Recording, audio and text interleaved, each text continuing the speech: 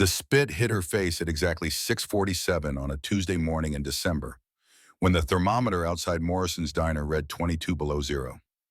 Sarah Chen stood behind the counter with a coffee pot in her hand and 34 years of dignity draining down her cheek. The kid didn't even look up from his phone.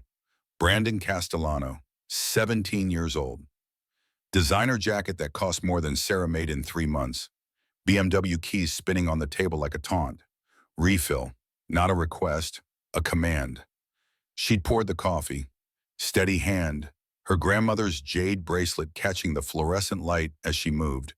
3 generations of women who'd learned to swallow insults the way other people swallow air. Necessary, automatic, survival. The spit was warm against the cold. That detail would stay with her. The way it ran slow, the way his 3 friends laughed, the way the sound echoed in the morning quiet like something breaking. Brandon leaned back in the red vinyl booth. "That's for making me wait. Maybe next time you'll be faster." Sarah set the pot down before her hands could shake. Found a napkin, wiped her face. The diner smelled like it always did. Coffee and bacon grease, and the kind of permanence that comes from 40 years of the same menu. Chrome counter, checkerboard floor, photographs on the walls of miners who'd built this town back when mining meant something. Table 9, corner booth. Same seat every morning for 18 years. Jackson Morrison watched over the rim of his newspaper. Not reading anymore. Hadn't been reading since the kid walked in. Some instincts you don't lose. 23 years since Desert Storm, but his body still knew when to pay attention. When to calculate distance. When to measure threat. 62 years old. Gray in his beard now. Scar down his left cheek where shrapnel had taken a piece of him in 1981 and left something else behind. His hands rested flat on the table. Mechanic's hands. Scarred knuckles. Calluses thick enough to stop feeling most things. Not this, though. This he felt. His daughter used to love this diner. Emily, 8 years old, blonde curls that caught the morning sun, gap in her front teeth that made her lisp when she laughed. She'd sit right there at the counter, order chocolate chip pancakes. Sarah would sneak her extra chocolate chips when she thought no one was looking. That was 12 years ago. Before the drunk driver, before the closed casket, before Hawk Morrison learned that promises mean nothing when you're not there to keep them. His wallet sat on the table next to his coffee. Inside was a pink hair ribbon. He touched it without thinking. Muscle memory. 12 years of reaching for something that couldn't reach back. The kid was still laughing. His friends were laughing. Sarah was walking toward the kitchen with her head down and her shoulders tight, and Hawk was standing up before he'd decided to stand. His boots hit the linoleum. 1 step. 2. The diner went quiet the way places go quiet when violence is about to happen, or just did. Brandon looked up, first time he'd made eye contact with anyone who wasn't holding something he wanted. "Can I help you?" The smirk never left his face. Why would it? His father was Vincent Castellano, city council, real estate empire, the kind of untouchable that comes with money and lawyers and knowing the right people. Hawk stopped at the table, looked at Sarah, back at Brandon. "You got something on your face." The kid touched his cheek. "What shame, should probably wipe that off." The friend stopped laughing. Brandon's smirk flickered. "Excuse me, my father was a coal miner. Worked 43 years. Came home black every night, lungs full of dust. But he taught me something your father apparently forgot." Brandon stood, 5'10", athletic build, probably played lacrosse or tennis or whatever rich kids play to get into college. He was eye level with Hawk's chest. "What's that? You judge a man by how he treats people who can't do anything for him?" Hawk nodded towards Sarah.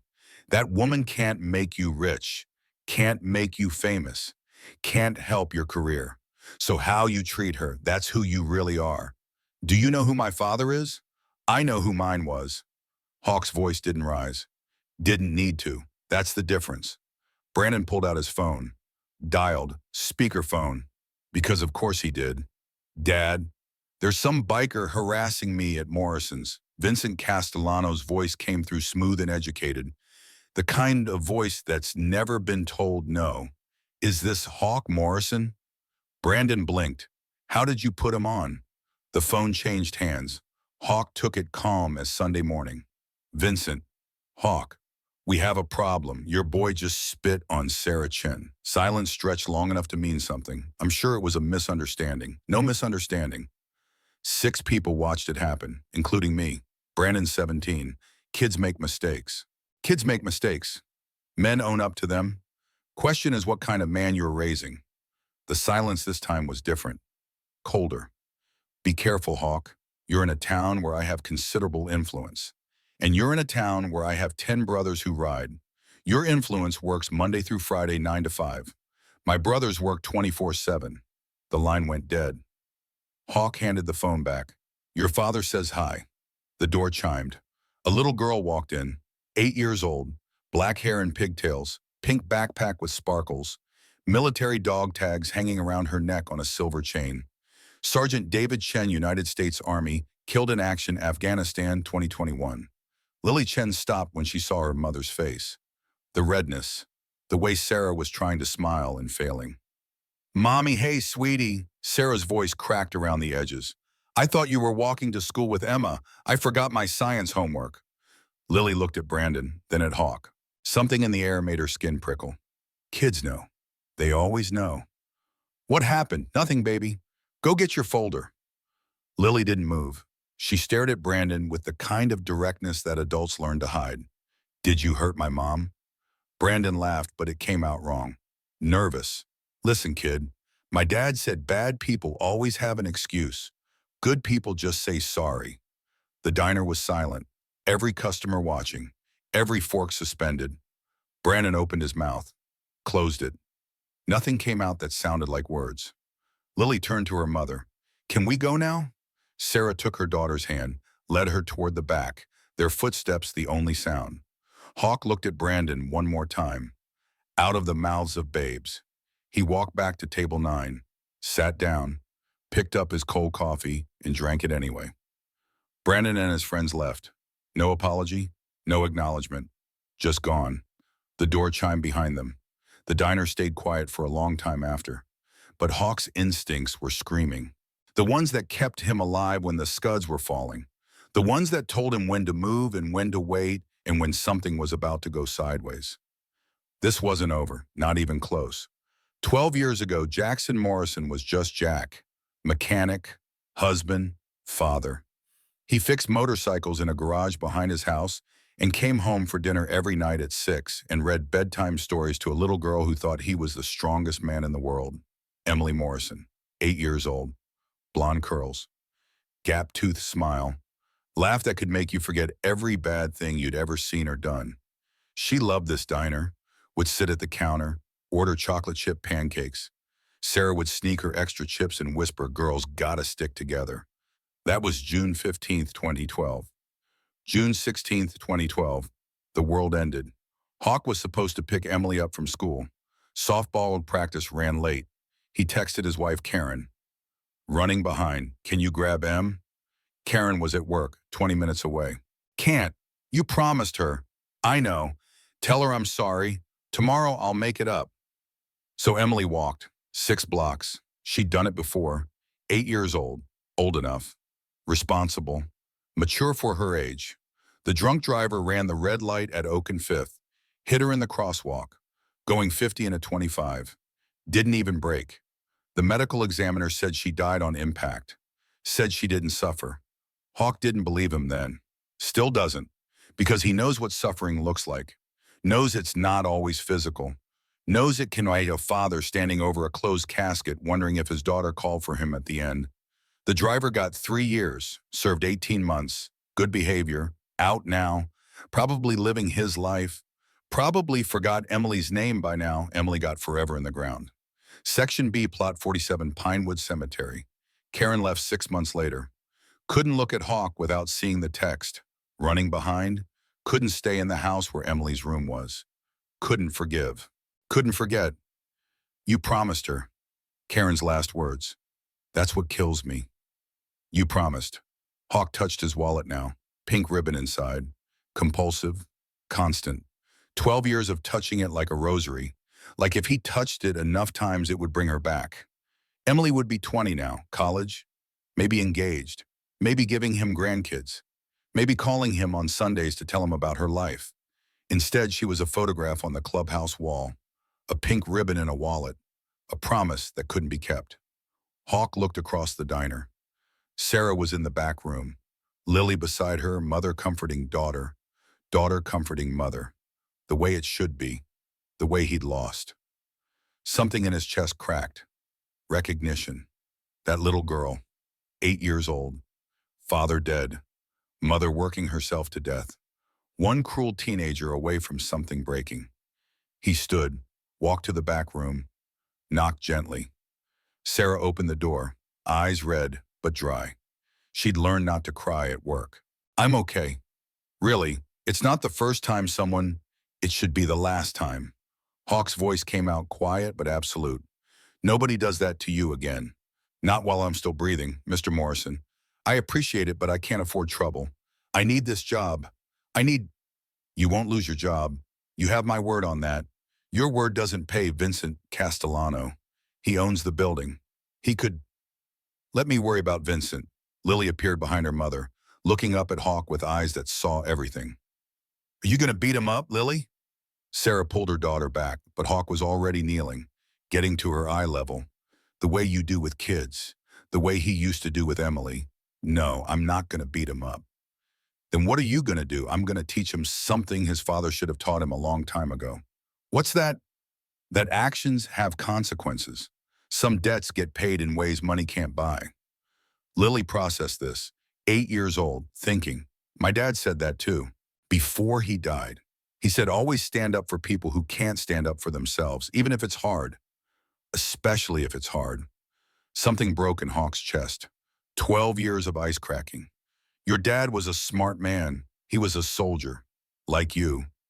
Were you a soldier, Marine? What's the difference? Hawk smiled. First real smile in a while. Ask a Marine will talk your ear off. But your dad was a good man. Soldier or Marine doesn't matter. What matters is he stood up for people. Just like you're doing for your mom right now. Lily looked confused. I'm not doing anything. You're here, that's everything. The cold hit like a fist when Hawk stepped outside. 22 below, Montana winter. The kind of cold that makes your breath freeze in your lungs. His motorcycle sat in the parking lot. 1987, Harley-Davidson Softail. Cherry red, 80,000 miles. Rebuilt the engine twice with his own hands. He cleared the frost from the seat, kicked the stand, mounted up. The engine turned over. Rumble like distant thunder. The sound that makes people look. 10 bikes pulled into the lot. Formation, 2 abreast, staggered by half a bike length. Military precision. The kind of discipline that doesn't happen by accident. The Iron Brotherhood. Bear Williams came first. 6'5", 280, Vietnam vet, face like weathered granite. Beside him was Doc Martinez, combat medic, Iraq. Hands that had held men together while they died, steady as stone. Behind them came Chains Ghost Preacher, Smoke Ruby Wolf, Hammer Lucky. 10 riders, average age 61. Combined military service 147 years. Combined years riding 312. They'd gotten Hawk's text, Morrison's. Now. No explanation needed. Brotherhood meant you show up, no questions. You show up. Bear killed his engine, dismounted, walked to Hawk. What do we got? Vincent Castellano's kid spit on Sarah Chen. The faces around him went hard. Every one of them knew Sarah, knew Lily, knew their story, knew what it meant to be alone in a town where money talks and decency whispers. When Doc's voice was quiet, dangerous. 20 minutes ago, the kid still breathing chains, always the enforcer, always ready. For now. Hawk looked at his brothers, men who'd ridden with him for 18 years, men who'd carried him when Karen left, men who stood at Emily's grave and didn't say a word because words don't help. This isn't about the kid. Not really. It's about what he represents. It's about Vincent Castellano thinking he owns this town. It's about people like Sarah getting treated like they're disposable. Preacher spoke up. Former Army chaplain, moral compass. What are you thinking, brother? I'm thinking it's time Vincent learned that money doesn't make you untouchable. I'm thinking it's time that kid learned what accountability looks like.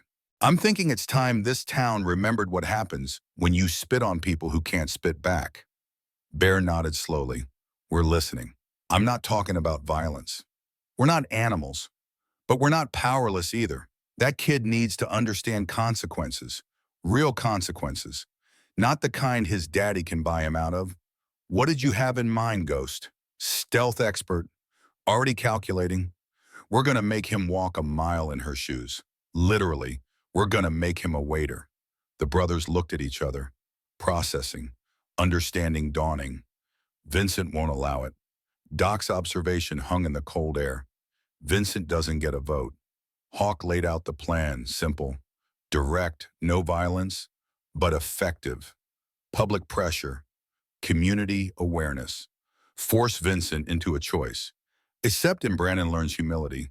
Refuse and Vincent looks like he's protecting his entitled son. When Hawk finished, Bear was grinning. I like it. It's poetic. Preacher nodded approval.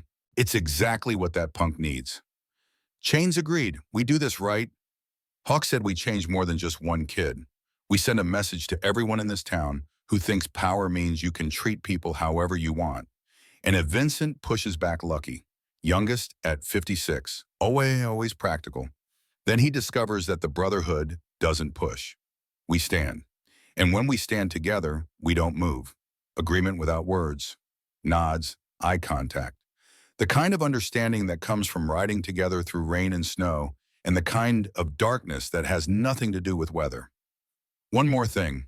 Hawk looked back at the diner, could see Sarah through the window, clearing tables, going back to work, because she had to, because bills don't wait. We protect them, Sarah and Lily. Whatever happens next, those two are under our protection. Anyone touches them, anyone threatens them, anyone so much as looks at them wrong, they answer to all of us. Brotherhood. Bear's voice was granite. The others echoed. Brotherhood. It was a vow. Sacred. The kind that means you show up at 3 in the morning. The kind that means you ride 200 miles in a snowstorm. The kind that means you stand between danger and the people who can't stand for themselves. Hawk looked at the diner one more time. Saw Lily through the window, 8 years old. Father's dog tags around her neck. Laughing at something her mother said. Emily's age when she died. This time I won't fail. The thought came unbidden. This time I'll keep my promise. Vincent Castellano's office overlooked Main Street from the 10th floor. Only building in Pinewood over 3 stories. He'd built it himself. Metaphor and reality both. 58 years old. Silver at the temples. Suit that cost more than most people made in a month. Rolex his father gave him 30 years ago. The only thing the old man ever gave him besides bruises and lessons about how power works. His phone was ringing, 4th time this morning. Same number. Chicago area code. He didn't answer, couldn't answer. The man calling expected $2 million by Friday. Vincent didn't have it. Real estate empire. That's what the newspaper called it. What they didn't know was the empire was built on sand. Mortgages on mortgages. Debt financing debt. The market crashed in 2008. Vincent survived. Barely. Borrowed from the wrong people to stay afloat. Chicago people. The kind who don't do bankruptcy. Now he had 5 days until the deadline, 2 million short, and Salvatore DeMarco didn't do payment plans. His assistant knocked. Mr. Castellano Brandon's on line 2. Vincent picked up. What is it? I'm busy. Dad, that biker guy, Hawk Morrison, he's planning something. What kind of something? I don't know. But my friend Tyler heard his dad talking. The Brotherhood's meeting tonight at the clubhouse. They're talking about me. Vincent's jaw tightened. Hawk Morrison, Iron Brotherhood, 75 members statewide. Montana chapter had 10 members but was connected to 15 other chapters. Network of 750 bikers who answered when the president called. Vincent had money, influence, power. But power has limits. Can't buy a man who doesn't want to be bought. Can't threaten a man who's already lost everything. Can't intimidate a man who's seen combat. Hawk Morrison was all 3. What did you do? Nothing, this waitress was slow and You what? Silence on the other end of the line. Brandon, what did you do? I spit on her. But Dad, she deserved. Vincent closed his eyes, rubbed his temples. His son, 17 years old, raised in privilege, never told no, never felt consequence. His fault. He knew it. But there wasn't time for that now. Go home. Stay there. Don't talk to anyone. I'll handle this. But Dad. Now he hung up, stood, walked to his window, looked down at Main Street, his town, except it wasn't. Not really. The building he stood in was mortgaged. The car in his parking space was leased. The empire everyone saw was borrowed time. And now his son had made an enemy of the one group in town he couldn't afford to fight. His phone rang again. Chicago. This time he answered. Vincent, DeMarco's voice came through smooth and calm, the kind of calm that precedes violence. You've been avoiding my calls. I haven't been avoiding Friday. 2 million. We had an agreement. I know. I'm working on it. Work faster. Because if I don't see that money, I'm coming to collect. And Vincent, I don't just take money, I take everything. Your buildings, your business, your reputation. A pause, your family. The line went dead. Vincent set the phone down. His hands were shaking. First time in 20 years they'd shaken. He looked at the photograph on his desk. His daughter, Melissa, 15 years dead, leukemia. The experimental treatment cost $500,000. Insurance wouldn't cover it. Vincent didn't have it yet, was still building his empire. She died waiting for him to get rich enough to save her. That's when Vincent learned that money is the only thing that matters. Money is power. Money is life. Everything else is sentiment. So he built his empire, made his money, swore no one would ever have power over him again. But here he was, drowning, desperate, and his son had just made it worse. Vincent made a decision, the kind desperate men make, the kind that can't be taken back. He picked up his phone, dialed. Sheriff Carter. It's Vincent Castellano. We need to talk about Hawk Morrison and the Iron Brotherhood. I'm concerned they're planning something illegal. The Iron Brotherhood clubhouse sat on the east side of Pinewood. Building used to be a warehouse. Bought it in 2006. Fixed it up themselves. Every brother contributed labor. Sweat equity, the only kind that matters. Inside was a bar, pool tables, American flag, POW MIA flag, photographs on the walls. Brothers who rode before, brothers who'd passed. Emily's photo was there too. 8 years old, blonde curls, gap-toothed smile, forever frozen at the age when promises break. 7 o'clock, 10 bikes pulled up, formation, precision, they filed inside. Hawk last, president's privilege. Bear poured whiskey. Tradition, brotherhood meetings start with a drink. Not to get drunk, to remember, to honor. They raise glasses. To those who rode before. Hawk's voice carried the weight of ritual. To those who rode before, Bob, the echo came back from 10 throats. They drank, set glasses down. The meeting began. You all know what happened this morning. Brandon Castellano, Sarah Chen, Lily. Hawk's words were economical. These men didn't need elaboration. Nods around the room. They knew. Small towns talk. The Brotherhood hears everything. Vincent called me, warned me to back off, said he's got influence, said I should be careful. What did you tell him? Chains leaned forward. I told him my brothers work 24/7. Dark grins, the kind that promise consequences. Here's the situation. We can't touch the kid, not physically. He's 17, minor. We lay hands on him, we go to prison. Vincent would love that. So what's the play? Ghost question hung in the air. We make him work as a waiter at Morrison's diner, minimum wage, 1 month. Doc raised an eyebrow. How do we make that happen? We don't make it happen. We encourage it. Hawk laid out the plan, step by step. Public pressure, community awareness, the offer at city council meeting. Vincent forced to choose.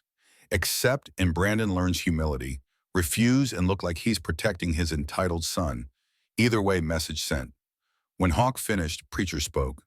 This is good, but it's not enough. We need to change more than just one kid.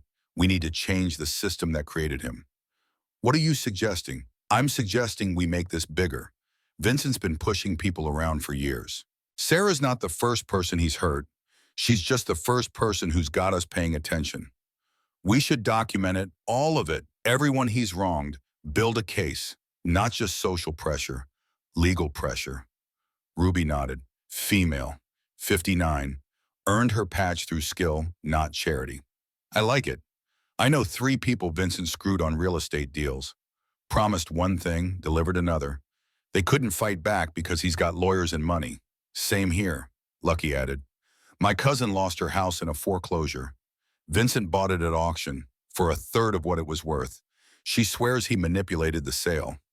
Hawk looked around the room. His brothers, his family, all of them had stories. All of them knew someone Vincent had hurt. The empire was built on people who couldn't fight back. All right, we expand the mission, document everything, build a case, but priority 1 is protect Sarah and Lily. Agreed, agreed. The chorus came back unified. Bear stood. 6'5". 280. When Bear stood, rooms paid attention. One more thing. That little girl, Lily. She reminds me of someone. Everyone knew who he meant. Emily, I say we adopt her, unofficially. She's brotherhood family now. Anyone touches her, they touch all of us. Hawk's throat tightened. 12 years since Emily died. 12 years of empty space in his chest where his daughter used to live. Lily wasn't Emily, could never be Emily, but maybe he could keep this promise. Seconded. Doc's voice was firm. All in favor, Hawk asked. 10 hands went up. No hesitation. Motion carries. Lily Chen is under brotherhood protection, effective immediately. They finalized details, assignments, schedules, who covers when. Ruby would tail Sarah during work hours. Ghost would watch Lily's school. Chains would handle nights, rotating shifts, 24/7. Nobody gets left behind. As the meeting broke up, Bear pulled Hawk aside. Thank you. Bear shook his head. Don't thank me. This is what we do. We stand up for people who can't stand up for themselves. That's the code. That's the promise. And brother, you've kept that promise every day for 18 years. Emily would be proud. Hawk's eyes stung. Marines don't cry. But close, I failed her. You're human. Humans fail, but you haven't stopped trying. That's what matters. Outside engines roared to life. 10 bikes, thunder in the Montana night. They rode together, formation through town, past Morrison's diner where Sarah was closing up, past Vincent's office building where lights still burned on the 10th floor, past the elementary school where Lily would be tomorrow. A show of force, a statement. We're here, we're watching, we protect our own, and Lily Chen was their own now. Vincent watched from his office window, 10 motorcycles rolling through his town. Precision formation. Message received. He picked up his phone. Sheriff Carter, I need those bikers gone. Whatever it takes. Sheriff Tom Carter had been in Vincent Castellano's pocket for 6 years. Started small. Looked the other way on a zoning violation. Delay a building inspection. Nothing that felt criminal at the time. Just favors. The kind men with power exchange. Then came the envelope. $5,000 cash. Then 10. Then monthly deposits into an account his wife didn't know about. Now Carter was in too deep to see daylight. Vincent's voice crackled through the phone at 11:30 that night. I need those bikers handled. Carter sat in his patrol car outside the quick stop, coffee going cold in the cup holder. What exactly are you asking me to do, Vincent? I'm asking you to do your job. They're harassing my son, threatening him. That's assault. Intimidation. Find something to arrest Morrison on. Make it stick. Vincent, I can't just, you can, you will. Or maybe the state police get an anonymous tip about certain financial irregularities in the sheriff's department. About money moving through offshore accounts. About a certain lake house that somehow got built on a sheriff's salary. Carter's hand tightened on the phone. That's blackmail. That's reality. You're in this with me. We sink or swim together. Your choice. The line went dead. Carter sat in the dark, staring at nothing, thinking about the house, about his wife who thought they'd saved for years, about the daughter in college who didn't know daddy was bought and paid for. He picked up his radio. Deputy Morrison, you copy static. Then, copy sheriff. I need you at the station. Got a situation we need to discuss. Morning came cold and clear. Sarah opened Morrison's diner at 5:30 like always, turned on the lights, started the coffee, checked the tables. Routine held things together when everything else fell apart. The first bike pulled up at 6. Bare. Then another. Then another. By 6:15, 8 motorcycles lined the curb. Brotherhood members filing in, taking tables, ordering breakfast, tipping heavy, making Sarah's section the busiest in town. Word spread fast in small towns. By 7, the diner was packed. Not just Brotherhood. Locals who'd heard what happened. People who'd worked service jobs. People who remembered what it felt like to be powerless. They came. They ordered. They filled every seat. Margaret Harris, 73, retired teacher, sat at the counter and ordered scrambled eggs. Left a $50 tip on an $8 check. You hold your head high, honey. That boy's the one who should be ashamed. Tom Jenkins, Vietnam vet, sat in the corner booth and told stories about Hawk in Desert Storm. How he'd carried a wounded Marine 3 miles through enemy fire. How he'd earned his scar, saving lives, not taking them. By 8 o'clock, Sarah's tip jar was overflowing. By 9, she'd made more in one morning than she usually made in a week. But it wasn't about the money, it was about the statement, about a community drawing a line. Lily sat at the counter doing homework. She'd stayed home from school. Sarah couldn't explain why, except that something in her gut said keep her close. Mother's instinct, the kind that had kept humans alive for millennia. A man walked in at 9:30. Suit, tie, expensive watch. He took a corner table, ordered coffee, didn't drink it, just sat there watching. Ruby noticed him first. Former Army intelligence, you don't lose that eye. She texted Ghost. We got company, corner table, surveillance. Ghost was outside, watching from his bike. Ran the plate on the sedan, parked across the street. Registered to a shell corporation out of Chicago. He texted back, Mob, they're here. The city council meeting started at 7 that evening. Pinewood Community Center. Wood paneling, folding chairs, American flag in the corner. Fluorescent lights that hummed and flickered. 27 people in attendance. Small town governance. Usually boring, not tonight. Hawk walked in at 7:05. Bear beside him. The other brothers filed in, took seats in the back, leather vests, patches, presents. Vincent sat at the council table. Saw them enter. His face went pale. The mayor called the meeting to order, read through the agenda. Zoning ordinances, budget proposals, the mundane machinery of municipal government. Then came public comment. Hawk stood. Mr. Mayor, I'd like to address the council and Mr. Castellano specifically. The room went silent. Vincent's jaw tightened. Proceed. Hawk walked to the podium. 6'2", 215. Gray beard. Scar. The kind of man who'd seen things and survived them and carried the weight without complaint. Yesterday morning, Vincent's son Brandon walked into Morrison's diner and spit in the face of Sarah Chen, a woman who's worked that counter for 12 years. A single mother, a widow whose husband died serving this country. He spit on her, in front of witnesses, then laughed about it. Murmurs rippled through the crowd. Vincent stood. I'm not finished. Hawk's voice didn't rise. Didn't need to. Your son needs to learn accountability. Real accountability, not the kind you can buy. So here's my proposal. Brandon works as a waiter at Morrison's diner. Minimum wage, 1 month. He learns what it's like to serve people, to be treated the way he treats others. He completes the month without complaint. The Brotherhood drops the issue. He doesn't. We take our concerns to the State Labor Board, to the media, to anyone who'll listen about how power gets abused in this town. Vincent's face turned red. You can't, I can, and I am. This is your chance to show this town that you're a man who holds his son accountable. Or you can show them you're a man who protects bad behavior because you've got money and connections. Your choice. You've got 48 hours to decide. Hawk sat down. The room erupted. People talking, arguing, the mayor banging his gavel. Vincent stormed out. The meeting dissolved into chaos. Outside in the parking lot, Vincent grabbed Hawk's arm. You just made a very big mistake.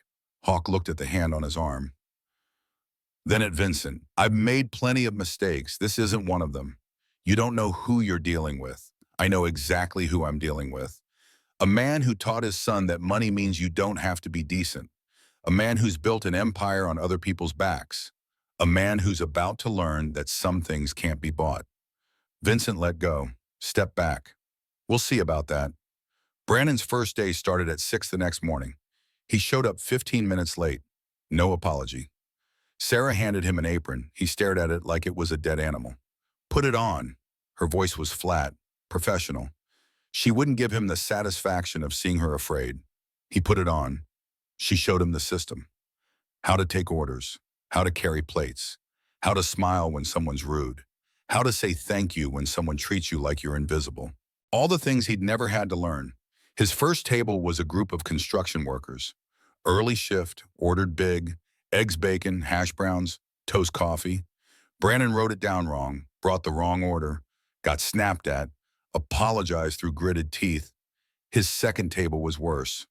Elderly couple, particular about their coffee. Too hot, too cold, too strong, too weak. Brandon's jaw clenched tighter with each complaint. Sarah watched from the counter. Remembered every time she'd been treated that way. Swallowed her feelings. Smiled. Survived. By 8 o'clock, Brandon had spilled coffee on a customer, dropped a plate, gotten 3 orders wrong. His designer sneakers were covered in grease. His shirt had a stain. His face was red with humiliation and barely suppressed rage. The breakfast crowd noticed. Some were gentle, some weren't. One man sent his eggs back 3 times, not because they were wrong, because he could. Because that's what Brandon had done to people his whole life. Justice doesn't always look pretty. Lily watched from the counter. 8 years old, eating cereal, observing. My dad said you learn who people really are when they can't get what they want. Sarah touched her daughter's hair. Your dad was right about a lot of things. Vincent's phone rang at 10:30. DeMarco. He didn't answer. The voicemail came through 30 seconds later. 3 days, Vincent. 72 hours. I'm sending someone to make sure you understand how serious I am. Man named Carlo. He'll be there tomorrow. Be smart. Vincent's hands shook as he deleted the message. His office felt smaller, the walls closing in. He'd mortgaged everything, liquidated what he could. Come up with $800,000, still 1.2 million short. No bank would touch him. The properties were underwater. The empire was smoke. His assistant knocked. Sir Sheriff Carter's here. Send him in. Carter walked in looking like he'd aged 5 years overnight. We got a problem. Vincent poured scotch. 11 in the morning, but who was counting? What kind of problem? The Brotherhood. I can't find anything to arrest them on. They're clean.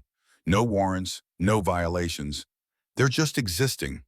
And that's not illegal. Make something up. Carter's eyes widened. Vincent, I can't just, you can. Plant drugs on Morrison's bike. Anonymous tip. Search and seizure. Make it stick. That's a felony. If I get caught, you won't get caught if you do it right. And if you don't do it, I'll make sure you get caught for everything else. Every bribe, every favor, every dollar. I'll burn us both down, but I'll make sure you burn first. Carter stood there. Crossroads moment. The kind that defines a man. He nodded slowly. Tomorrow night, I'll handle it. Hawk was working in his garage when they came for him. 11 o'clock, flashing lights, 4 patrol cars, Sheriff Carter at the front, face grim. Hawk knew before Carter said a word. This was it. The play they'd been waiting for. Jackson Morrison, you're under arrest for possession of a controlled substance with intent to distribute. Hawk set down his wrench, wiped his hands. That's interesting, considering I don't use drugs. Don't sell them, don't even know where to buy them. We received a tip. Found 3 kilos of cocaine in your motorcycle saddlebag. That's convenient. Who searched my bike? Carter shifted. I did. With Deputy Morrison as witness. Deputy Morrison, no relation. Carter had chosen well. Cover his bases, Hawk put his hands behind his back. Let Carter cuff him. Didn't resist, didn't argue. Marines know when to fight and when to wait. The Brotherhood was there in 30 minutes. All 10 bikes. Surrounding the sheriff's station. Not threatening, not shouting, just there. Silent, present. Ruby was on her phone, calling lawyers. Ghost was recording everything. Chains wanted to go in. Bear held him back. Wait. Let Hawk play it out. Inside, they put Hawk in an interrogation room. Carter sat across from him. Vincent stood in the corner, observing. Hawk ignored him, focused on Carter. You know this won't hold. It'll hold long enough. Long enough for what? To give Vincent time to run, to cover his debts. You think the people he owes money to will forget just because I'm in jail? Carter's face betrayed him. Just a flicker. But enough. Hawk saw it. Vincent saw that Hawk saw it. The room got colder. I don't know what you are talking about. Carter's voice was uncertain now. Sure you don't. Hawk leaned back, relaxed, in control even in handcuffs. Here's what's going to happen. Your plant job's gonna fall apart. Because my bike's been in my garage all week. Under surveillance camera I installed last month. Time-stamped footage showing no one's touched it except me. And I sure as hell didn't put 3 kilos of coke in my own saddlebag. Vincent stepped forward. You're bluffing. Try me. Sarah walked into the station at 11:45. Lily was with her grandmother. Safe. Sarah was here because Hawk had stood up for her. Now it was her turn. Carter tried to turn her away. Ma'am, this isn't a good time.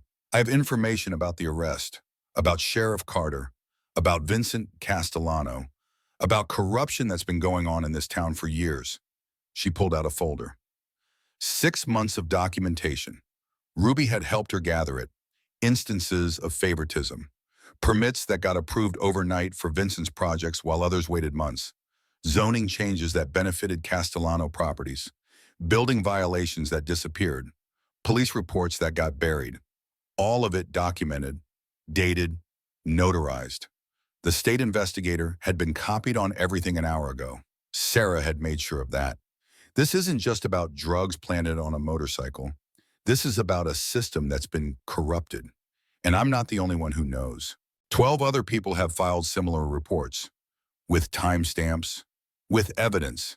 You arrest Hawk, you trigger an avalanche you can't stop. Vincent lunged for the folder. Sarah pulled it back. Carter stood, hands up. Everyone calmed down. But it was too late for calm. The door opened. A man in a suit walked in. Federal badge, FB, followed by 2 more agents. Good evening, I'm Special Agent Rodriguez. We've been investigating corruption allegations in Pinewood for 6 months. Sheriff Carter, you're under arrest. Carter's face went white. Vincent backed toward the door. An agent blocked him. Mr. Castellano, we have questions for you too. About campaign finance violations. About bribery. About racketeering. You're going to want a lawyer. They read Carter his rights. Cuffed him. The sheriff who'd arrested Hawk 3 hours ago was now in handcuffs himself. Poetic justice. The kind that feels too neat to be real, but sometimes reality delivers. Rodriguez turned to Hawk. Mr. Morrison, you're free to go. The charges are dropped. We found the drugs Sheriff Carter planted. They're evidence now, against him. Hawk stood, rubbed his wrists where the cuffs had been. Looked at Sarah. Thank you. She nodded, just returning the favor. Outside, the Brotherhood was waiting. 10 bikes, silent vigil. When Hawk walked out, they erupted. Not in cheers, too dignified for that, but in acknowledgement. Engines revving. Acknowledgement. Respect. Brotherhood. Bear clapped him on the shoulder. Knew you had a plan. Always have a plan. Hawk looked at the station. Carter being led out in handcuffs. Vincent in the back of a federal car. The empire crumbling in real time. But this isn't over. Vincent's got bigger problems than us. What do you mean inside the federal car? Vincent was panicking. Hands shaking. Breath coming short. Agent Rodriguez sat across from him. Mr. Castellano, there's something you should know. We're not just investigating corruption. We're investigating organized crime, Chicago connections, money laundering. And we know about Salvatore DeMarco. We know about the $2 million you owe him. We know he's sending someone named Carlo. And we know Carlo's specialty isn't collections. It's enforcement. Vincent's world tilted. You've been watching me for 6 months. We were hoping you'd lead us to DeMarco's network. Instead, you made things interesting with the Brotherhood, which ironically accelerated our timeline. So thank you for that. What happens now? Now you have a choice. Cooperate with our investigation Help us take down DeMarco's operation. Or we let you go and see how long it takes Carlo to find you. Federal prison or a shallow grave. Your call. Vincent closed his eyes, saw his daughter Melissa, 15 years dead, saw Brandon, 17, stupid, entitled, still alive, still salvageable. Maybe. What do you need me to do? Rodriguez smiled. Tell us everything. Brandon heard it all secondhand. Text from a friend whose dad was a deputy. Your dad got arrested. Federal agents. Corruption.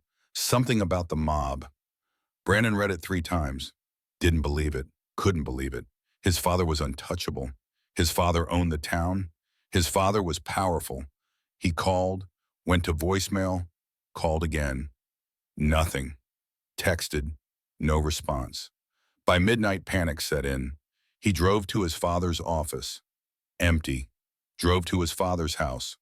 Dark. Called his mother in Phoenix. She hadn't heard from Vincent in weeks. They'd divorced years ago. She had nothing to offer but old anger.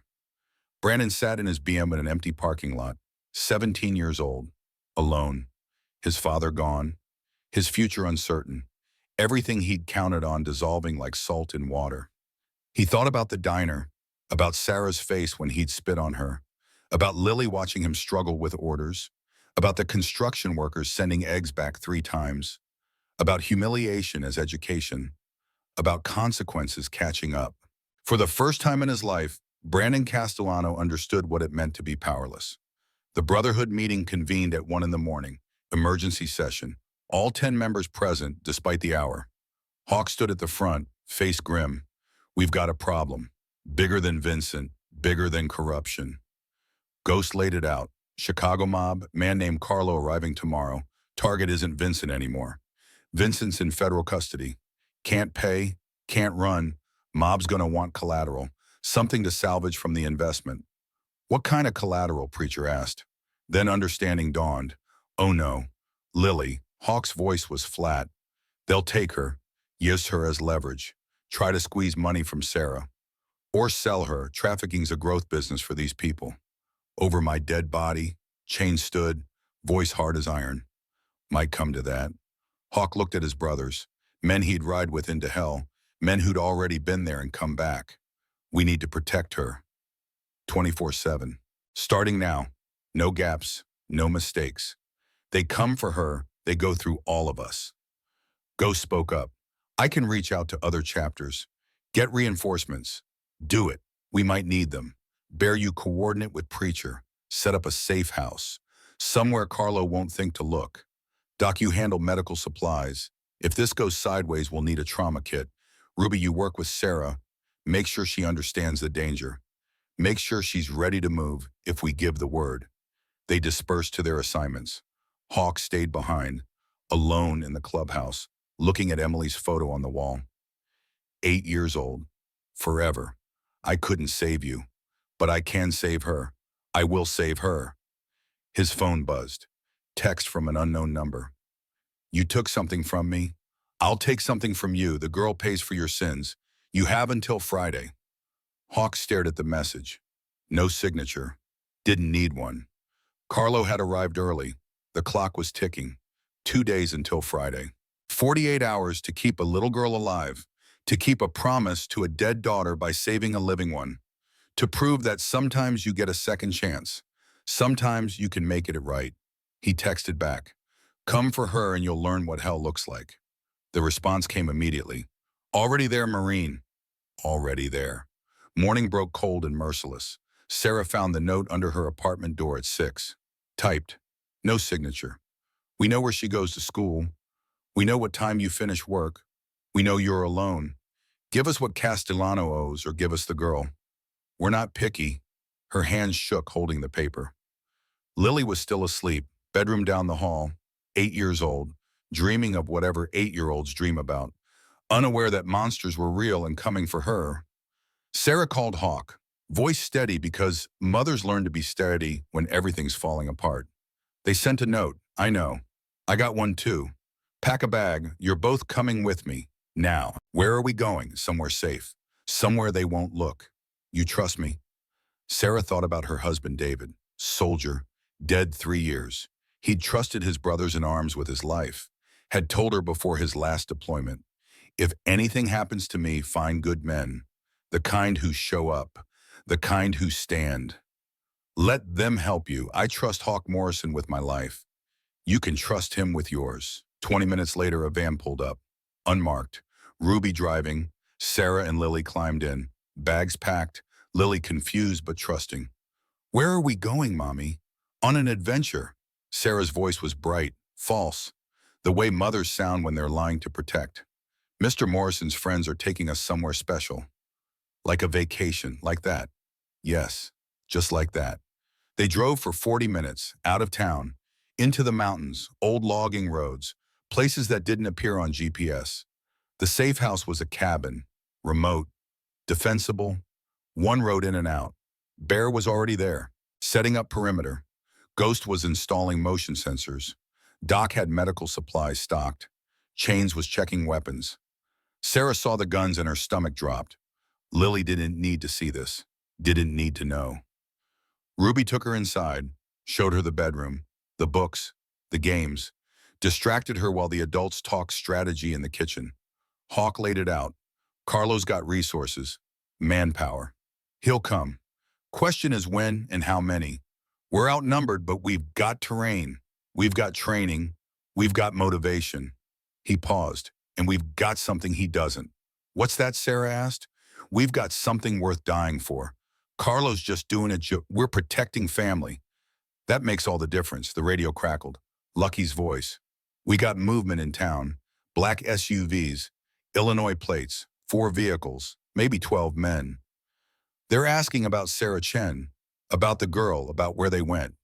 Hawk keyed the radio. "They get any answers, not from our people. Town's locked down. Nobody's talking. But Vincent, they found him too." "What do you mean, found him?" Lucky's voice was grim. "Feds moved him to a safe location. But word is Carlos got people inside. Might know where he is. If they can't get their money, they'll settle for revenge. Vincent's a dead man walking. So's anyone who helped put him there." Sarah felt ice in her veins. Anyone who helped. That meant her. That meant Lily. That meant the brotherhood. They'd declared war on the mob by standing up to Vincent, and the mob doesn't forget, doesn't forgive, doesn't stop. Hawk saw her face. "Hey, look at me. Nothing's getting to you or your daughter. You understand nothing." But his eyes told a different story. This was bad, worse than bad. 12 men with mob backing against 10 aging bikers in the woods. The math wasn't good. The odds weren't good. But sometimes you don't get to choose your battles. Sometimes battles choose you, and when they do, you stand. Because that's what it means to be a man who keeps his promises, even if keeping them kills you. Outside, the sun climbed higher. Birds sang. The forest was beautiful and indifferent. In 2 days, this place would either be a sanctuary or a grave. Hawk touched the pink ribbon in his wallet. Emily's ghost watching, waiting to see if her father could finally keep a promise, finally save someone, finally make the guilt stop. The radio crackled again. Lucky's voice tight. "They're moving, headed out of town, west, toward the mountains. Think they got a location." "Hawk, they're coming." The black SUVs moved through Pinewood like sharks. 4 vehicles, tinted windows, Illinois plates. They stopped at Morrison's diner first. Empty now, closed sign in the window. One man got out. Tall, lean, expensive suit under a leather jacket. Carlo Messina, DeMarco's enforcer, face like carved stone, eyes that had seen too much death to register surprise anymore. He tried the door. Locked. Peered through the window. Tables empty, chairs upturned. He pulled out his phone, made a call. The diner's dark. No sign of the woman or the kid. Someone tipped them off. DeMarco's voice crackled through. "Find them. I don't care how many people you have to go through. Castellano cost me $2 million and a federal investigation. Someone pays. Preferably in blood." Carlo hung up, gestured to his men. "Spread out. Ask questions. Someone knows something. Make them talk." Pinewood had never seen anything like what happened next. 12 men in suits fanning out through town, going door to door, asking about Sarah Chen, about her daughter, about where they went, getting nothing but closed doors and hostile stares. Small towns protect their own, especially when outsiders come asking questions. Margaret Harris, 73, retired teacher, answered her door with a shotgun. I don't know where they are, and I wouldn't tell you if I did. Now get off my porch before I forget my Christian upbringing. Tom Jenkins, Vietnam vet, told them Sarah had moved to Seattle last week, gave them a fake address, watched them drive away, then call Lucky. They bought it, bought us maybe an hour. But Carlo wasn't stupid. He'd been doing this for 20 years. Knew when people were lying, knew the tells, the hesitation, the eye contact that lasted too long or not long enough. He stood in the middle of Main Street, looked around, small town, limited options, mountains to the west, forest, logging roads. If he wanted to hide someone, that's where he'd go. He pulled out his phone, called in reinforcements. 8 more men, professional, armed, experienced. 20 total now, against 10 old bikers and 2 civilians. The math was getting worse by the hour. At the cabin, Hawk assembled his brothers. They stood in a circle. Battle-hardened men who'd seen combat. Who knew what was coming? Who knew the odds? Ghost had the tactical report. 4 SUVs confirmed, 12 men minimum, possibly more coming. They're sweeping the logging roads. Systematic, professional. They'll find us by dark. How long do we have? Hawk's voice was calm. Commander mode. The part of him that never really left the Marines. 4 hours, maybe 5 if we're lucky. We're not lucky. Never have been. Hawk looked at his brothers. Seen men die. Seen friends buried. Seen what happens when you're outgunned and outmanned. But I'm not asking you to die today. Anyone wants to leave, leave now. No judgment. No shame. This isn't your fight. No one moved. Bear spoke for all of them. We took a vow. Brotherhood means nobody gets left behind. That little girl's ours now. We stand. Then we make them pay for every inch. Hawk pulled out a map, spread it on the table. Marked positions, fields of fire, choke points, fallback positions. They come up this road, we hit them here. Slow them down, make them think twice. Make them remember that old men with rifles are still old men with rifles. And old men got nothing to lose. Chains checked his AR-15. I got plenty to lose. But some things are worth losing for. Inside the cabin, Sarah sat with Lily, tried to keep her calm, tried to pretend everything was normal. They played cards, read books. Sarah's hands shook when she thought Lily wasn't looking. But Lily was 8. Kids notice everything. See through every lie their parents tell. Mommy, are we in danger? Sarah's breath caught. No, sweetie, we're just being careful. Those men outside have guns. I saw them. Big ones, they're protecting us. That's all. From what Lily's eyes were too knowing, too aware. David's eyes, her father's eyes, direct, honest, demanding the same in return. Sarah couldn't lie to those eyes. From bad people who want to hurt us because I did something brave. Because I stood up to someone who thought he could do whatever he wanted. Sometimes being brave makes dangerous people angry. Are we going to be okay? Sarah pulled her daughter close. I don't know. But the men outside, they're not going to let anything happen to you. And neither am I. Whatever happens, you stay with me. You do what I say. You run if I tell you to run. Understand? Lily nodded, small, scared, still trusting, still believing that adults could fix anything, still too young to know that adults were just as afraid, just better at hiding it. Ruby came in, smiled at Lily. Hey kiddo, want to see something cool? She led Lily to the bedroom, showed her the emergency exit. The tunnel Bear had dug years ago. Paranoid preparation that was about to save lives. If anything happens, you go through here. Comes out 50 yards into the woods. You run straight until you hit the creek. Then you follow the water downstream. There's a ranger station 2 miles south. You tell them Ruby sent you. They'll keep you safe. Lily looked at the tunnel, at Ruby, at her mother in the doorway. This is real, isn't it? Like really real. Not pretend. Ruby knelt down, got to her level. Yeah, honey, it's real. But here's what I learned in the Army. Scared is just your body getting ready to be brave. You feel that fear? That's your superpower. warming up. Carlo found the logging road at 3:30, fresh tire tracks, multiple vehicles. Recent, he smiled. No warmth in it, just satisfaction, the kind that comes from being good at a bad job. He radioed his men. Got them. Forestry Road 47, 2 miles in, tighten up, combat formation. These bikers are military, treat them like hostiles. The SUVs move slow, careful, watching for ambush. Carlo had been in worse situations, been shot at by better men, but something about this felt different, felt personal.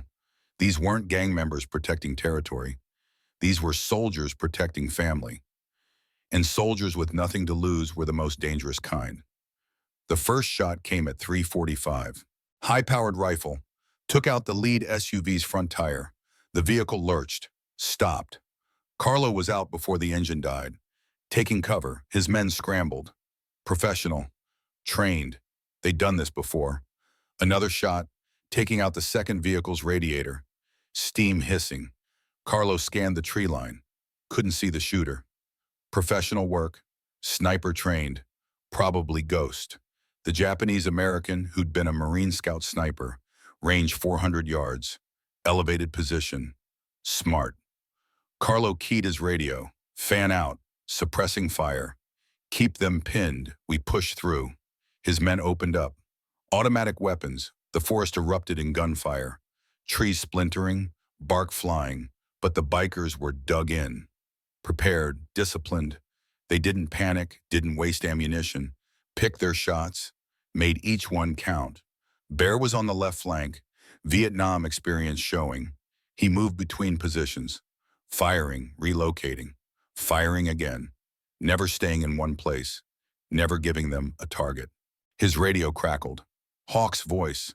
How many we looking at? 20, maybe more. They're professional, military trained. This isn't some mob muscle. These are operators. Can we hold them long enough? Maybe. If we're lucky, we're not lucky. Make them pay. Always do, brother.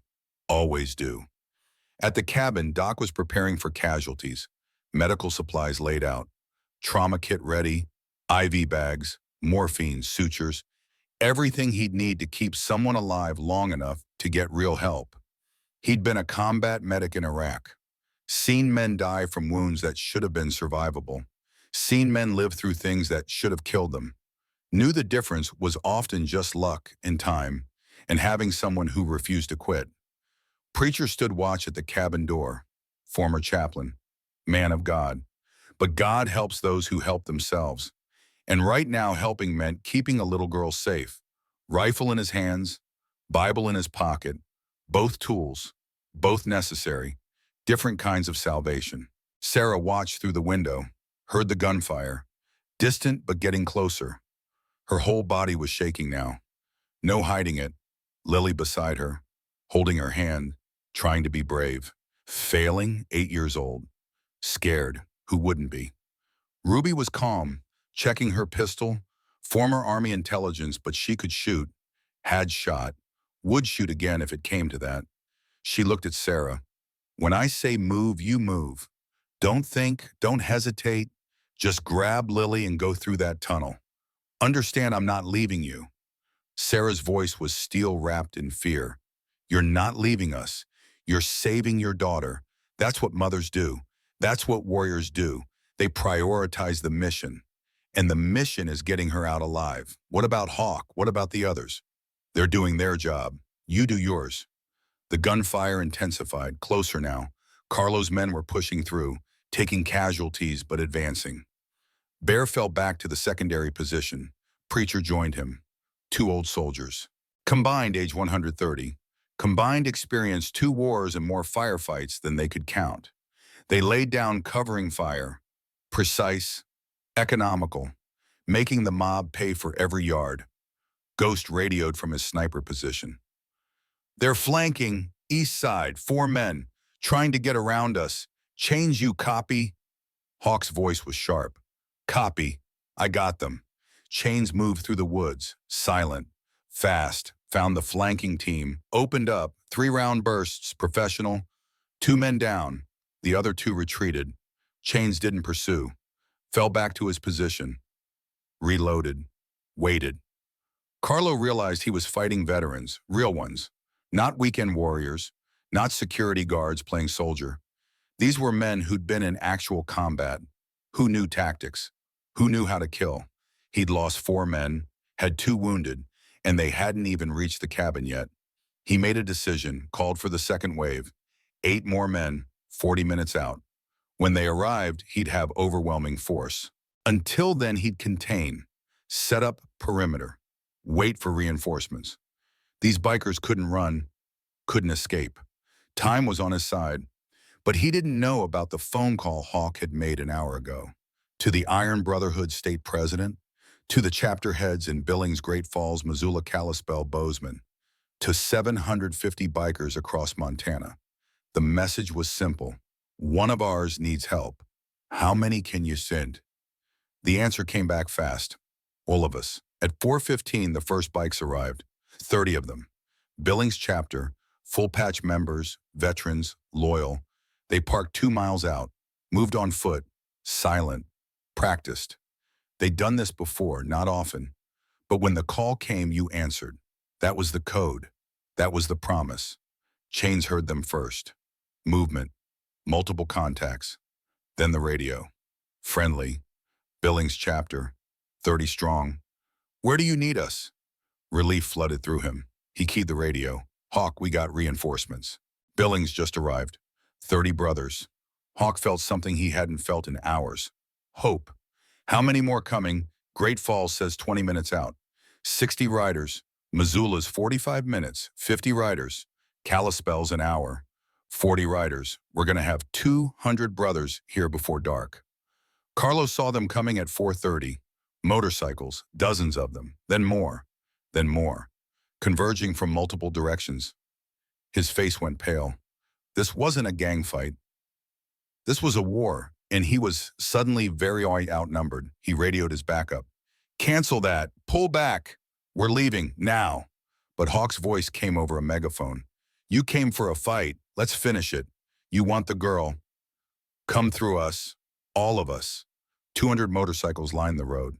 200 bikers standing shoulder to shoulder. Leather vests, patches, gray beards, scars. Men who'd served their country, who'd come home, who'd found brotherhood when the world forgot them, who answered when one of their own called, who stood when standing mattered. Carlo looked at his 16 men, at the 200 bikers, did the math, made the smart choice. We're done here. Fall back. But before they could move, federal vehicles arrived. FBI, ATF, U.S. Marshals. Agent Rodriguez stepped out. Mr. Messina, you're under arrest for attempted kidnapping, conspiracy to commit murder, racketeering, and about 40 other charges I'm going to enjoy reading you. Carlo's men scattered, didn't get far. The Brotherhood wasn't just standing there for show. They formed a perimeter, blocked the roads, stopped the runners, held them for the feds. Citizens' arrest, legal, effective, satisfying. Rodriguez walked to Hawk, extended his hand. Thank you. We've been trying to get Messina for 3 years. You just handed him to us. Didn't do it for you, oh? Did it for a little girl who deserves to feel safe. Rodriguez nodded, understood. Still, thank you. He paused. There's something you should know. Vincent Castellano's in protective custody. He's cooperating, giving us everything on DeMarco's organization. In exchange, he gets witness protection, new identity, new life. His son Brandon's not included in the deal. Kid's on his own. What about Sarah, about Lily? They safe completely. DeMarco's operation is being rolled up as we speak. Arrests in Chicago, Detroit, Cleveland. The threat's over. You can bring them out. Hawk felt 12 years of weight lift. Couldn't save Emily, but saved Lily. Kept the promise. Made it right. He turned to walk toward the cabin. Didn't see the last of Carlo's men. The one who'd circled around. The one with nothing to lose. The one who raised his pistol and fired. The shot hit Hawk in the chest, high right side. He went down. The Brotherhood erupted. Weapons drawn. The shooter dead before he hit the ground. Federal agents scrambling. Chaos. Shouting. But all Hawk could hear was ringing. All he could feel was pressure. All he could taste was copper. Doc was there in seconds. Trauma kit open. hands moving fast, checking the wound, through and through, missed the heart, clipped a lung, bad but survivable. If we move fast, he looked at Bear. Get me a helicopter. Now. Lily appeared in the cabin doorway, saw Hawk on the ground, saw the blood, ran toward him. Sarah tried to stop her. Couldn't. The little girl dropped to her knees beside the man who'd protected her, who'd stood between her and monsters, who'd kept his promise when her own father couldn't. You're hurt. Her voice was small, scared, but steady, like she was trying to be brave for him, like 8-year-olds do when adults need them to. Hawk looked at her, smiled through the pain. I'm okay, kiddo. Tough to kill an old Marine. Don't die. Please don't die. My dad died, and I don't want you to die too. Something broke in Hawk's chest. Not the bullet wound. Something deeper. 12 years of guilt, of grief, of carrying Emily's death like a stone. He reached into his pocket, pulled out his wallet, took out the pink ribbon, Emily's ribbon. The one he'd touched 10,000 times, the one that was supposed to bring her back, but never did. He pressed it into Lily's hand. This belonged to someone very special. My daughter. She was your age. She would have wanted you to have it. I can't take this. Tears streaming down Lily's face. It's yours. It was mine. Now it's yours. Keep it. Remember that even when scary things happen, there are people who show up. People who stand. People who keep their promises. You'll be one of those people, okay? You grow up and you show up for people who need you. That's how you honor the people who stood for you. Doc was loading him onto a stretcher. The helicopter was landing. Dust and wind, noise, chaos. But Hawk kept his eyes on Lily, kept his hand on hers until they pulled him away, kept the promise. Finally, after 12 years, kept it. The hospital smelled like antiseptic and false hope. Hawk came out of surgery at 9 that night, critical but stable. The bullet had collapsed his lung, cracked a rib, missed everything vital. Luck, or providence, or something else. Maybe Emily watching. Maybe making sure her father finally got it right. Sarah and Lily were in the waiting room. Sarah had been crying, stopped when she saw Hawk's doctor. Is he going to be okay? He's tough, lost a lot of blood, but he's stable. You can see him, just for a few minutes. They walked into the ICU. Hawk was pale, tubes and wires, machines beeping, but alive, eyes open, aware. He saw them, tried to smile, managed something close. Lily climbed onto the chair beside his bed, held his hand. The pink ribbon was tied around her wrist now. Thank you for saving me. Hawk's voice was rough. Damaged lung, pain medication. Thank you for letting me. Sarah touched his shoulder. I don't know how to repay you. Don't know how to thank you. You risked everything for us, for people you barely knew. You reminded me why I became a Marine in the first place. To protect people who can't protect themselves, to stand between the innocent and the wolves. I lost sight of that when Emily died. Thought I'd failed, thought I didn't deserve another chance. You gave me that chance. So thank you. The door opened, the brotherhood filed in, all 10, plus brothers from other chapters. The ICU nurse tried to stop them. Too many visitors. Bear gave her a look. She reconsidered. Let them through. They stood around his bed, silent, respectful. Bear spoke for all of them. You took a bullet for family. That's the highest honor. We're proud to ride with you, brother. Hawk looked at each face. Men he'd known for decades. Men he'd bleed with, die with. Men who'd answered when he called, who'd stood when it mattered. Who proved that brotherhood wasn't just a word. It was a choice made every day, in small ways and large. In showing up and standing firm and refusing to let darkness win. I couldn't ask for better brothers. Preacher stepped forward. Former chaplain. Man who'd seen God in foxholes and firefights. I'd like to say a blessing, if that's okay. Hawk nodded. Preacher's hands were rough, scarred, but gentle when he placed them on Hawk's head. Lord, we thank you for this man, for his courage, for his sacrifice, for reminding us what it means to stand for something larger than ourselves. We ask you to heal him, to give him strength, to let him see the fruit of your sacrifice, the lives he saved, the promises he kept, the difference he made. Amen. Amen. The chorus came from 15 voices. Some believed, some didn't, but all respected the moment, the gravity, the weight of what had happened here. Lily was still holding Hawk's hand, still had the ribbon tied to her wrist. She looked up at him with eyes too old for eight. My dad said heroes aren't people who aren't scared. They're people who are scared and do it anyway. You're a hero. I'm just a man who kept a promise. That's all any of us can do. Keep our promises. Show up when people need us. Stand when standing matters. That's not heroism. That's just being human. But most humans don't do that. Most humans run, or look away, or pretend they don't see. You didn't. None of you did. Lily looked around at the brotherhood, at Sarah, at the doctor, at the nurses who'd stopped trying to clear the room. That makes you different. That makes you special. Makes us stubborn. Bear's voice rumbled with affection. Too stubborn to quit. Too stubborn to too stubborn to let the bad guys win. Brandon Castellano sat in his BMW outside the hospital, engine off, hands on the wheel, staring at nothing. His father was gone. Witness protection, new identity, new life. Without him. The feds had made it clear. Vincent's cooperation bought Vincent's safety. Not his son's. Brandon was on his own. Everything he'd counted on was gone. The money, the power, the immunity. He was just a 17-year-old kid with no prospects and a reputation as the punk who'd spit on a waitress. College applications would see his name, see the news stories, see the corruption trial. Doors would close, opportunities would vanish. He'd be lucky to get into community college.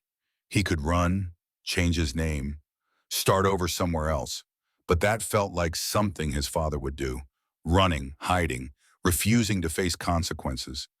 Brandon was tired of being his father's son. He got out of the car, walked into the hospital, found Sarah in the waiting room. She looked up, saw him. Her face went cold, got ready to call security. Wait, please. Brandon's voice cracked. I'm not here to cause trouble. I'm here to apologize. Sarah stood, put herself between Brandon and Lily. I don't want your apology. I want you to leave. I know. I know I don't deserve forgiveness. Don't deserve anything from you. But I need to say this. I need you to hear it. Brandon knelt down, got to Lily's level, the way Hawk had, the way grown-ups do when they're sincere. I was cruel to your mom. I spit on her. I laughed about it. I thought I was better than her because my dad had money. I was wrong. So wrong, and I'm sorry. I'm sorry for hurting her. Sorry for scaring you. Sorry for being the kind of person who needed to learn this lesson the hard way. Lily looked at him, 8 years old, seeing something in his face, something real. Are you actually sorry? Or are you just saying that because you got caught? Both. I'm sorry I got caught, but I'm also sorry I did it. And I'm going to try to be better. I don't know how yet, but I'm going to try. Sarah's face softened. Just a fraction. You finished your month at the diner, 2 weeks left. And I'm going to finish it. Not because I have to, because I want to. Because I need to understand what it feels like. To be treated the way I treated people. To be powerless. To rely on the kindness of others. And after that, I don't know. My dad's gone. I've got nothing. Maybe I'll keep working there. Maybe I'll learn what it means to earn something instead of inheriting it. Ruby had been listening from the doorway. She stepped forward. Army intelligence. Judge of character. If you're serious, I know a place that helps kids turn their lives around. Veterans Program. Teaches discipline, work ethic, values, no guarantees. But it's a start. Brandon looked at her, at Sarah, at Lily, at the chance being offered. Small, fragile, but real. I'll take it. Whatever it takes, I'll do it. Sarah studied him, seeing something. Maybe sincerity, maybe desperation, maybe the kind of brokenness that precedes transformation. 1 month, working at the diner. Then we talk about next steps. You mess up, you're done. You quit, you're done. You disrespect anyone, you're done. Understand? Yes, ma'am. Brandon's voice was humble, grateful, changed. Maybe. Time would tell. 5 years later, Morrison's diner looked exactly the same. Chrome counter, red vinyl booths, smell of coffee and bacon. But everything else had changed. The photographs on the walls included new faces now. The brotherhood, Sarah and Lily, Hawk at the hospital, the day 200 bikers showed up, history captured in black and white. Table 9 was reserved. Small brass plaque on the table. In memory of Emily Morrison. Forever ate, forever loved. Hawk sat there every morning, 67 years old now, gray and his beard thicker, scar on his chest from the bullet matching the one on his face from shrapnel. Collected scars, evidence of a life lived standing up. Lily was 13 now, tall, confident, father's dog tag still around her neck, pink ribbon still tied to her wrist. She worked part-time at the diner, saving money for college, wanted to be a social worker, help kids who'd lost parents, kids who were scared and alone. She'd learned what it meant when someone showed up, wanted to be that person for others. Sarah managed the diner now, owned it actually. Bear had helped her buy it when the previous owner retired. Fair price, fair terms. The Brotherhood Way. She'd renamed it.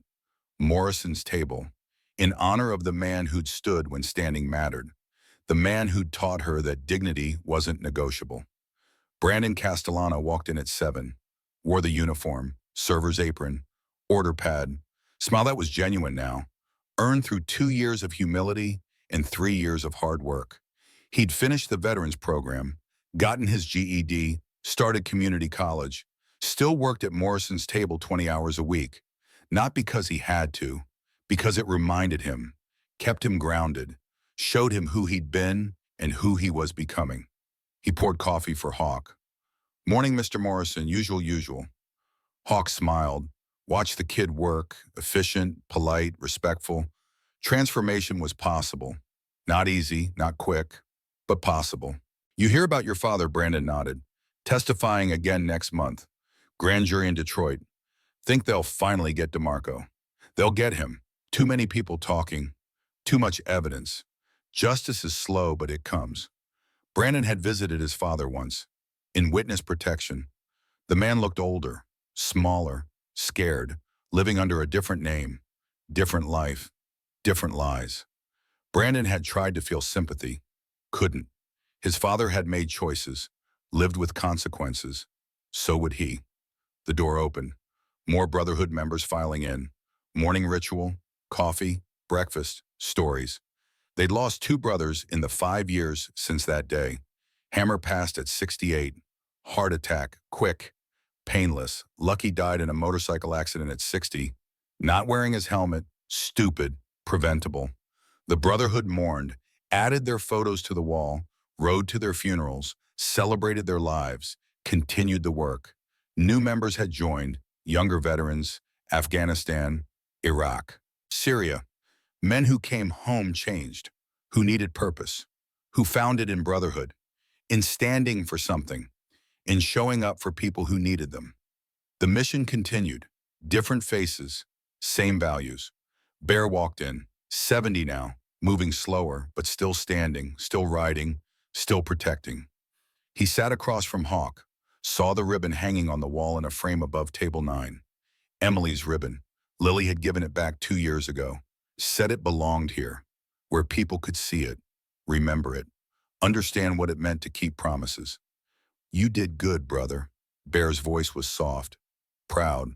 Saved that girl, changed that boy, showed this town what it means to stand. Emily would be proud. Hawk touched the scar on his chest, right over his heart, then touched the frame on the wall. I finally kept my promise. Took 12 years, but I kept it. You kept it every day. Every time you showed up, every time you stood, every time you protected someone who couldn't protect themselves. That's keeping the promise. Not once, every day. Lily brought their breakfast, set it down with the efficiency of someone who'd done it 1,000 times. Her phone buzzed. She checked it, smiled. Text from Ruby, former Army intelligence officer who'd become her mentor. Scholarship application accepted.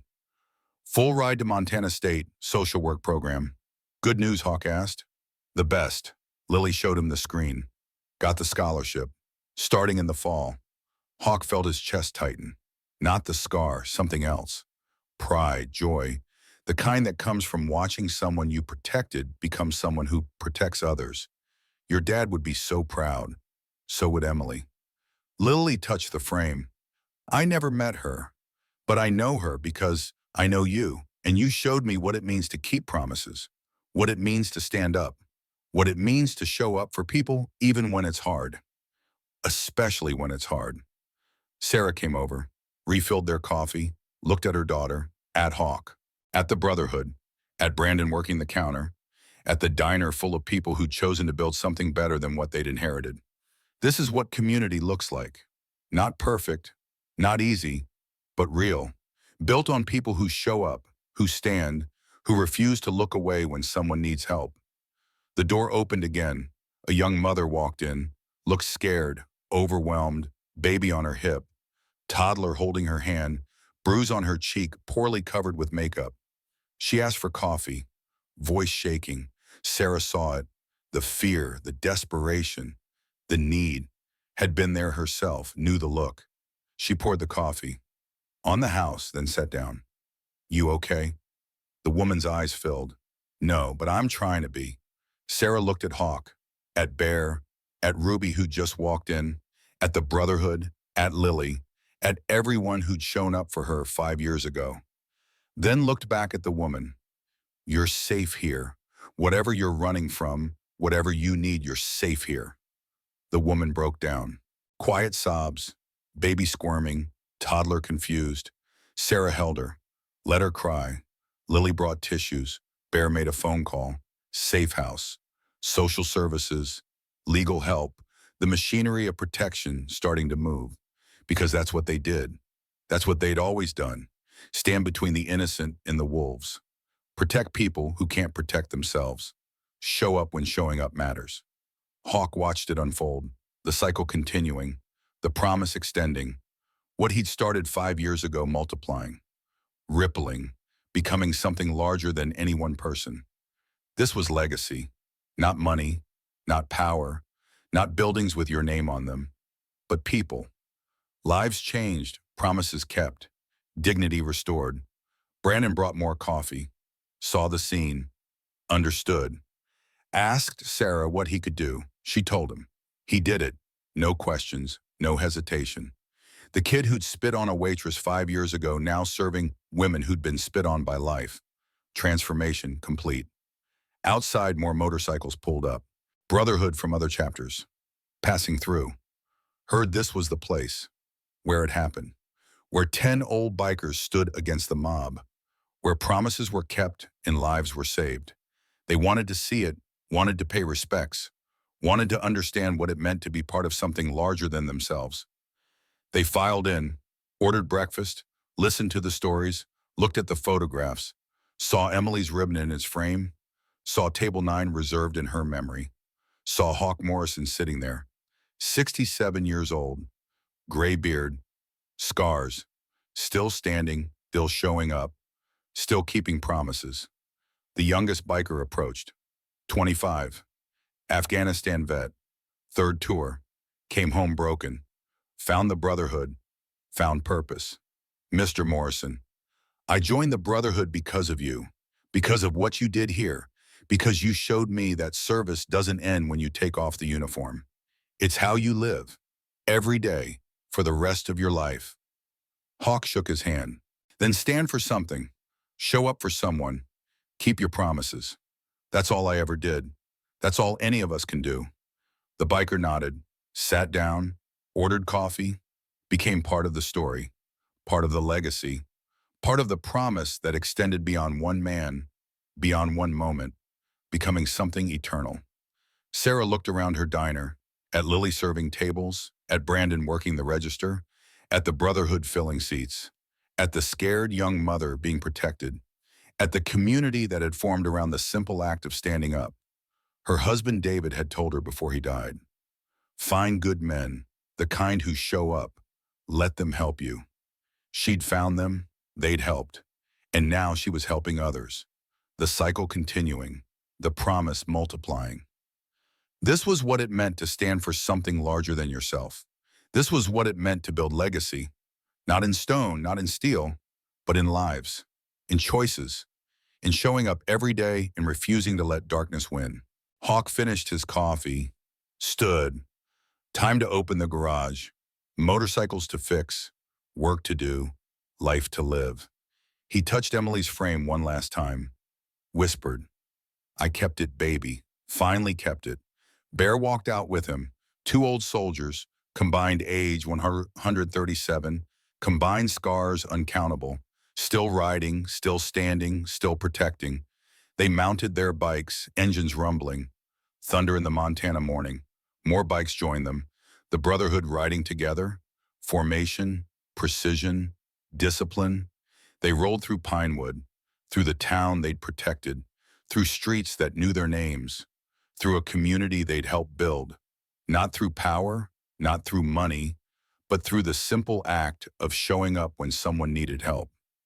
Lily watched them go from the diner window. 13 years old, father's dog tags around her neck, pink ribbon on her wrist, scholarship to college, future bright, life saved by men who'd stood between her and monsters. Men who'd kept promises when her own father couldn't. Men who'd shown her what it means to be brave, to be strong, to be someone who shows up. She turned back to the diner, to the scared young mother, to the work that needed doing, to the promises that needed keeping.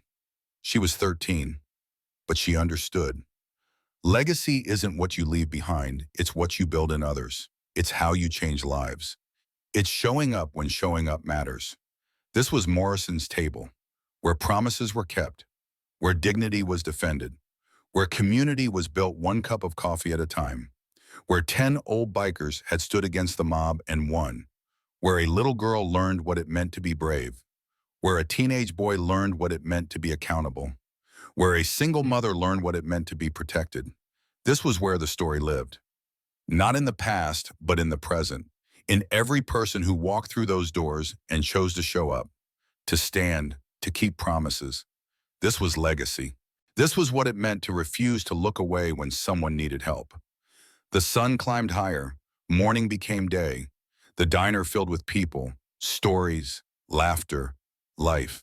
And on the wall above table 9, Emily's pink ribbon caught the light. Forever ate, forever loved, forever the reason her father learned what it means to keep promises, even when keeping them costs everything, especially then.